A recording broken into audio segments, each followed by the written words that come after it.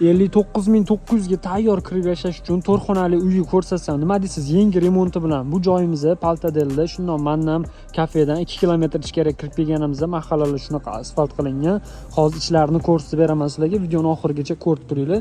Darvoza xonamizni bordik. Ko'rayotgan bo'lsanglar, tepasini naves qo'yishgan. Bitta mashina bemalol qo'ysanglar bo'ladi. Polni steyajga qilib qo'yilgan. Hovlimizdan kirib kelamiz va chap qo'limizdagi birinchi xonamizni ko'radigan bo'lsak, o'zining ichida oshxonalari bilan jihozlangan, barcha mebel texnikalar qilib qo'yilgan. Ko'rayotgan bo'lsanglar, uyimiz shinam va keng qilingan. Patolog balandligi ham ancha fayz beribdi bu xonadonimizga. Va to'g'rimizdagi zalimizni ko'ramiz. Bu zalimiz ham katta va keng bo'lib turibdi. Radiatorlar bilan jihozlangan. Bu uyga egalari o'zlari uchun qurishgan. Ayrim sabablar uchun srochni 59.900 ga sotilyapti.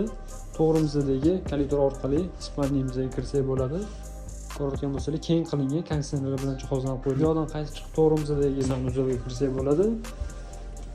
Juda yaxshigina sharoitlar qilib ketilgan. Bu yog'imizda qo'shimcha xona hozirda bu xonada hech foydalanmayotgan ekan. Yog'imizda bitta detskiy xona ko'rayotgan bo'lsanglar.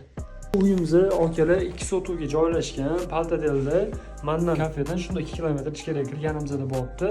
Narxi 59.900 baholandi. Aloqaga chiqinglar, joyni